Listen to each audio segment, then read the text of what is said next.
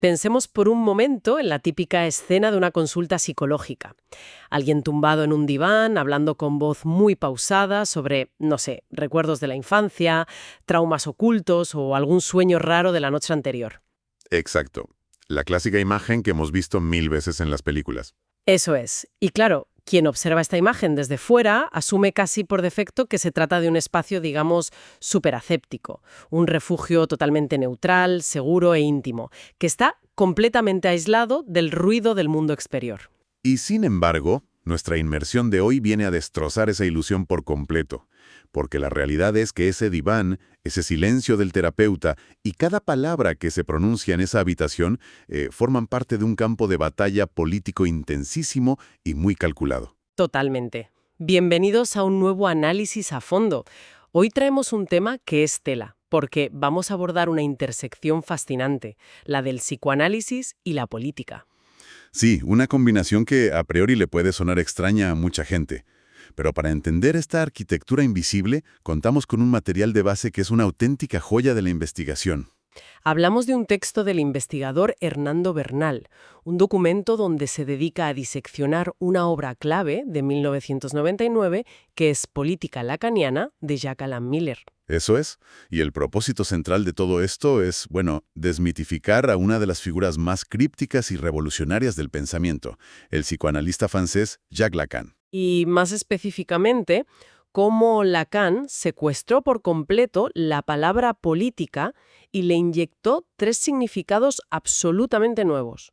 Vale, vamos a desgranar esto, porque es fundamental aclarar desde ya que aquí no vamos a hablar de ideologías partidistas. No, para nada. No vamos a debatir sobre qué partido va a ganar las próximas elecciones ni nada de eso. Claro, lo que tenemos sobre la mesa es un modelo para entender las dinámicas de poder, la ciencia y la propia mente humana. Un modelo que Lacan estructuró en tres capas concéntricas, desde lo más global hasta lo más íntimo.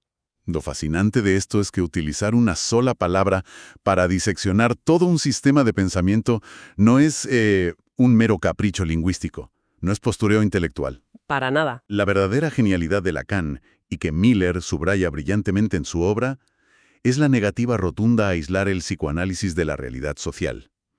Lacan detestaba esa idea de la torre de marfil académica.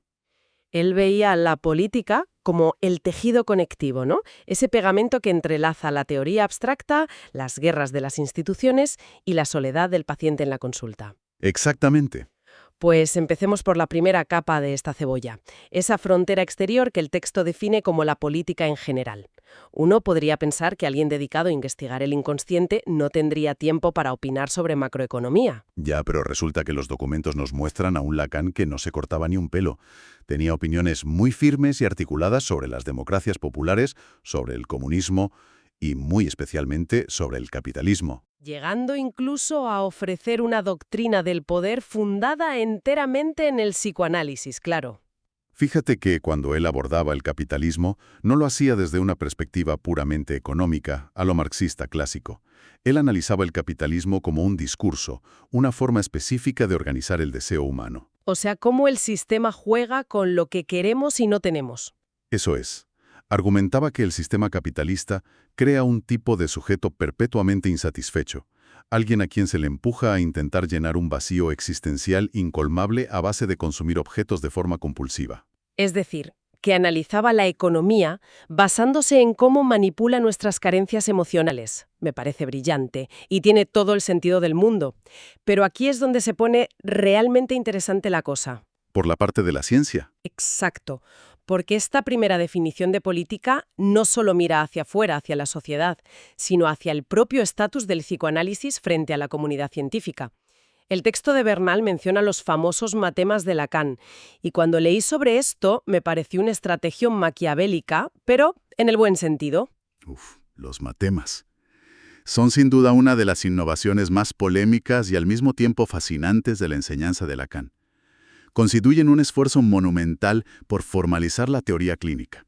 A ver si logro explicar la analogía que me vino a la cabeza leyendo esto. A ver qué te parece. Viendo que los matemas son básicamente fórmulas que parecen álgebra pura, lo asocié con la programación. Me gusta por dónde vas. A ver. Es como un intento de crear un código de programación de código abierto o un esperanto matemático absoluto, porque si tú escribes tu teoría psicológica solo con palabras, como hizo Freud, la gente va a debatir esas palabras eternamente. Claro, habrá subjetividad, traducciones dudosas, escuelas enteras peleándose durante décadas por un simple adjetivo. Eso es. Pero si logras traducir tu teoría del sufrimiento humano a una ecuación matemática, con sus letras y sus símbolos, de repente te posicionas como una ciencia dura. Se acabó el debate subjetivo. Y usar las matemáticas como armadura para exigir respeto me parece una maniobra política magistral. Pues esa analogía del lenguaje de programación da en el clavo totalmente. Capta a la perfección la intención original de Lacan. Esa búsqueda de un código universal respondía a una herida histórica muy profunda que tenía el psicoanálisis. Claro, el desdén del resto de ciencias, ¿verdad? Justamente. Durante los años 50 y 60, las ciencias empíricas, la medicina y la física, miraban al psicoanálisis por encima del hombro. Lo consideraban poco más que literatura romántica o una pseudociencia basada en anécdotas de consulta. Y Lacan dijo, pues os lo escribo en álgebra. Tal cual. Al introducir los matemas, Lacan está irrumpiendo por la fuerza en el tablero del poder académico. La política aquí es una declaración de guerra por la legitimidad y el rigor. Es un mensaje claro de que no son poetas. Que tienen una lógica tan rigurosa que se puede escribir en una pizarra y leerse en Tokio o en Buenos Aires sin perder ni un ápice de su verdad. Vale. Entiendo perfectamente esa necesidad de blindar la disciplina frente a las críticas. Ponerle una armadura matemática para poder sobrevivir. Exacto. Pero claro, si uno crea un código tan sofisticado y cerrado, inmediatamente surge un problema muy humano. ¿Quién guarda las llaves de ese código? ¿Quién decide qué matemático está autorizado para hablar en nombre de esa ciencia? Y asumo que esa necesidad de control territorial es lo que nos empuja de lleno a la segunda capa de esta cebolla. Eso es, la política institucional. Porque las fuentes mencionan que la historia de estas organizaciones es de todo menos pacífica. Hablamos de escisiones, expulsiones dramáticas. Madre mía, leyendo los textos parece un drama dinástico. Bueno, es que la supervivencia de cualquier idea requiere inevitablemente una estructura que la sostenga en el tiempo. Y esa necesidad da a luz a la política dentro del propio discurso psicoanalítico. El documento de Bernal contrasta dos modelos institucionales que estuvieron históricamente enfrentados. Por un lado, menciona la AIPA, la Asociación Psicoanalítica Internacional, ¿verdad? Sí, que fue la estructura gigante heredada del propio Sigmund Freud. Y por otro lado sitúa la AMPE, la Asociación Mundial de Psicoanálisis, y todo el modelo de las escuelas lacanianas. Y como decías, hubo un cisma absoluto entre ellas. ¿Por qué echaron a Lacan de la AIPA exactamente? Porque fue bastante sonado. Él mismo lo llamó una excomunión, fíjate. En los 50 y principios de los 60, Lacan fue progresivamente marginado hasta ser expulsado. El motivo principal era que sus innovaciones técnicas desafiaban la burocracia rígida de la institución. Porque la AIPA defendía un modelo súper estandarizado, casi rollo médico, ¿no? Exacto. Sesiones de 50 minutos exactos independientemente de lo que ocurriera en la consulta. Sonaba un temporizador y se acababa. Lacan empezó a usar las llamadas sesiones de tiempo lógico. Que podían durar 5 minutos o 2 horas, supongo. Claro, él cortaba la sesión en el momento exacto en que emergía una revelación inconsciente clave para el paciente. Para la ortodoxia de la IPA esto era inaceptable. Y esa ruptura no fue solo una diferencia de opiniones, fue un choque político brutal sobre quién tiene la autoridad para definir qué es verdaderamente el psicoanálisis. A ver, tengo que hacer de abogada del diablo un momento, porque esto suena muy épico, hablado en términos de cismas, herejías y ortodoxias. Pero si lo miramos fríamente, estamos hablando de personas que dedican su vida a estudiar el inconsciente, a desentrañar el ego humano. Ya veo por dónde vas. Y sin embargo, parece que acaban cayendo en las mismas políticas de pasillo, puñaladas traperas y luchas por conseguir el despacho más grande que encontraríamos en cualquier multinacional. Entonces, no nos engañemos. ¿Es todo esto simple vanidad humana disfrazada de teoría profunda o el psicoanálisis es inmune a su propia burocracia? Si conectamos esto con el panorama general, es súper fácil caer en el cinismo y verlo como simples peleas de ego. Pero el texto nos invita a una lectura un poco más compleja. Te escucho a ver cómo se justifica esto. Para el psicoanálisis lacaniano, la institución no es simplemente el lugar donde se pagan las cuotas anuales o se organizan congresos aburridos. La institución es en sí misma un dispositivo clínico. Las tensiones, las jerarquías, el modo en que el saber pasa de un maestro a un alumno, todo eso es el reflejo directo de cómo esa escuela entiende el vínculo social. O sea que no ven la burocracia como un mal necesario, sino como un laboratorio de su propia teoría. Qué curioso. Exactamente. La forma en que se estructura una escuela lacaniana revela cómo entienden el poder y la autoridad. La IPA tradicional funcionaba como un gremio médico clásico, con una autoridad vertical descendente de arriba abajo. ¿Y Lacan intentó construir un modelo distinto, supongo? Lo intentó basándose en carteles y grupos de trabajo más horizontales. Buscaba que la lealtad de los analistas no fuera hacia la figura de un líder intocable, sino hacia la causa del psicoanálisis mismo.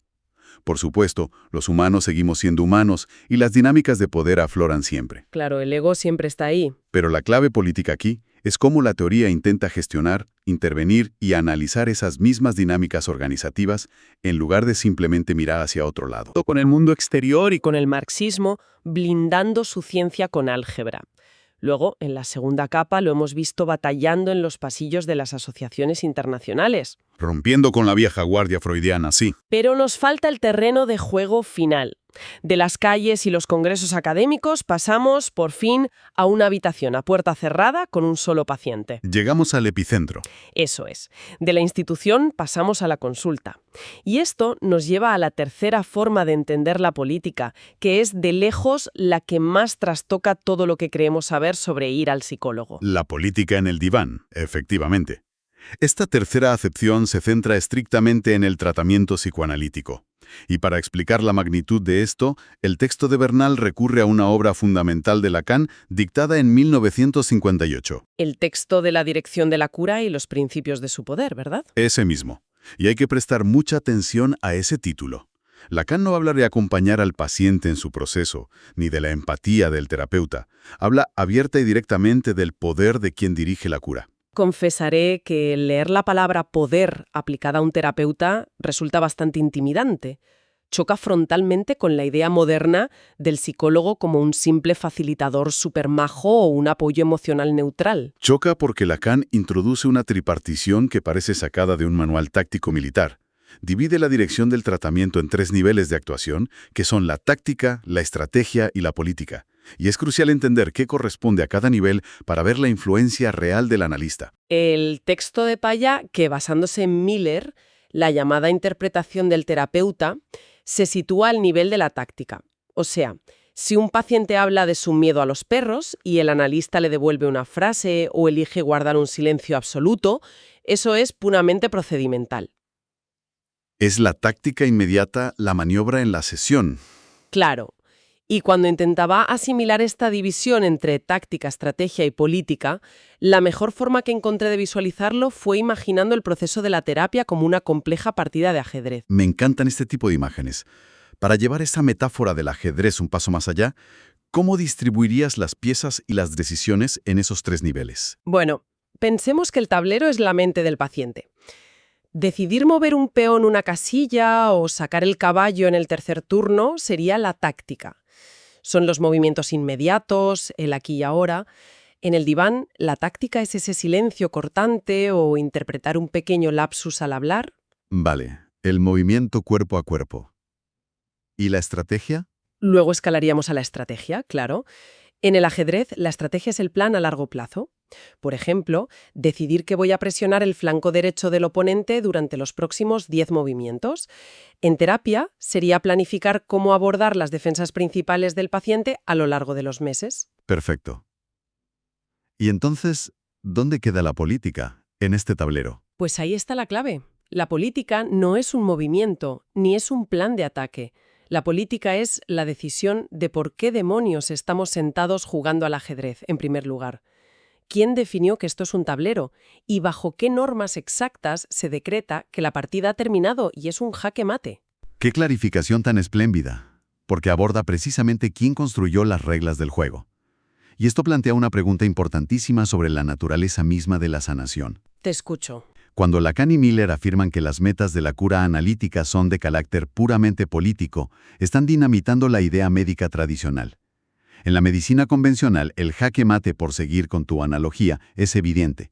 Curar la infección, soldar el hueso roto, bajar la fiebre. Pero en el sufrimiento humano no hay una radiografía que te muestre cuándo un alma está curada y se puede ir a casa. Exacto.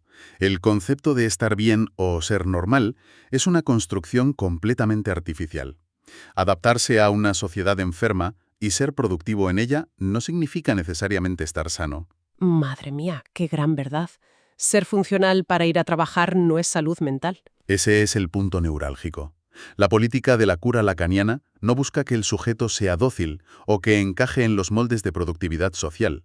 Busca una reorganización profunda en la manera en que la persona se relaciona con su propio deseo y con un concepto clínico muy específico, que Lacan denomina el goce. Uf, espera. Pausa un momento aquí, porque la palabra goce le suena a cualquiera a disfrute, a irse de fiesta o pasarlo fenomenal.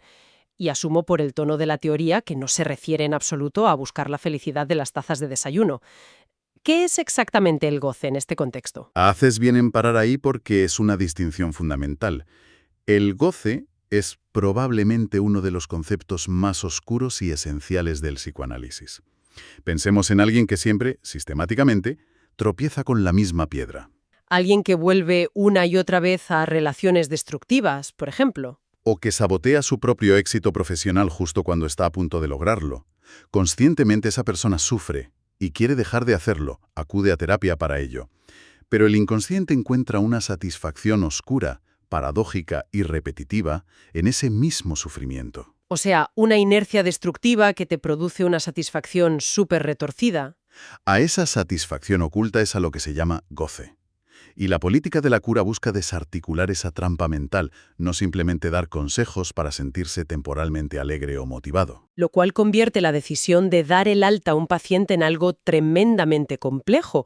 Si no se trata de quitar síntomas visibles como la tristeza o la ansiedad, ¿cómo se decide que la partida de ajedrez ha terminado? Pues ese final del análisis es la culminación de la política clínica. Y fíjate si es político, que se institucionaliza a través de un procedimiento formal llamado el PASE. El PASE, que entiendo que es el mecanismo para crear nuevos analistas, ¿verdad? El PASE es ese mecanismo inventado por Lacan para responder a la pregunta suprema de cómo se fabrica un analista, porque no se trata de aprobar un examen teórico en una facultad de psicología y ya está. Entonces, ¿cómo funciona? Con ese goce destructivo, puede solicitar este pase. Se somete a un proceso donde da testimonio de su transformación ante otros miembros de la escuela. ¿Y si la institución valida que ha ocurrido un cambio auténtico? El antiguo paciente es nombrado analista de la escuela. Es decir, el fin de la curación personal está políticamente ligado a la creación de nuevos practicantes que sostengan la disciplina en el futuro. ¡Qué fuerte! Entonces, ¿qué significa todo esto? Si juntamos todas las piezas de este inmenso rompecabezas, basándonos en los análisis de Bernal, hemos pelado una cebolla de 3 capas que redefine totalmente nuestra comprensión de la palabra político. Totalmente. Un recorrido completísimo. En la corteza exterior, vimos la política como esa batalla pública del psicoanálisis por ser respetado como ciencia, defendiéndose del desdén de los médicos con la frialdad de los matemas algebraicos y diagnosticando los males del consumismo. En la capa intermedia, presenciamos la política de las instituciones. Esas guerras burocráticas entre la hipa freudiana y las escuelas lacanianas, entendiendo que la forma en que estructuran su autoridad es un reflejo vivo de su teoría sobre el poder humano. Y finalmente, en el núcleo candente, la política del diván. Ese descubrimiento asombroso de que el silencio de un terapeuta no es un acto de pura compasión neutral. Es una táctica enmarcada dentro de una estrategia, guiada por una política superior que decide qué significa sanar. El verdadero valor que puede extraer la gente que nos oye de esta deconstrucción lacaniana trasciende con mucho el ámbito de la psicología clínica. Nos otorga una lente crítica muy afilada para examinar cualquier disciplina del conocimiento moderno. Revelando que la neutralidad técnica es simplemente un mito, ¿no? Un mito absoluto. Un algoritmo matemático, un manual de diagnóstico psiquiátrico, la forma en que está diseñada la sala de espera de un hospital, nada de eso carece de ideología. Toda estructura que pretenda organizar o aliviar el comportamiento humano obedece siempre a una agenda política. Una conclusión que obliga a observar el mundo con muchísima más agudeza, desde luego. Y precisamente este recorrido deja flotando en el aire una reflexión final bastante provocadora para seguir rumiando mucho después de que termine esta inmersión. A ver, ¿cuál es esa reflexión? Pues si aceptamos la premisa de que no existe la pureza aséptica y de que cada pequeña decisión clínica obedece a una filosofía política concreta diseñada por una escuela de pensamiento, cabe preguntarse una cosa. Te sigo, a ver. ¿Es siquiera posible concebir una medicina, una psiquiatría o una asistencia sanitaria puramente objetiva? ¿O será que en el instante preciso en que alguien busca ayuda profesional y cruza la puerta de una consulta, su mente y su concepto de normalidad empiezan a ser inevitable y silenciosamente esculpidos por las convicciones políticas invisibles de quien se sienta al otro lado de la mesa? Es una duda que resquebraja la confianza ciega en las batas blancas y en los diplomas colgados en la pared, y nos recuerda que buscar la cura siempre, siempre, implica someterse a la visión del mundo de quien promete curar. Ahí queda eso. Queda la invitación abierta a seguir cuestionando estas estructuras invisibles en todas las facetas de la vida cotidiana. Porque entender las reglas del juego es, al final, el primer paso para decidir cómo jugarlo. Muchas gracias por acompañarnos en este análisis a fondo. Un placer enorme como siempre.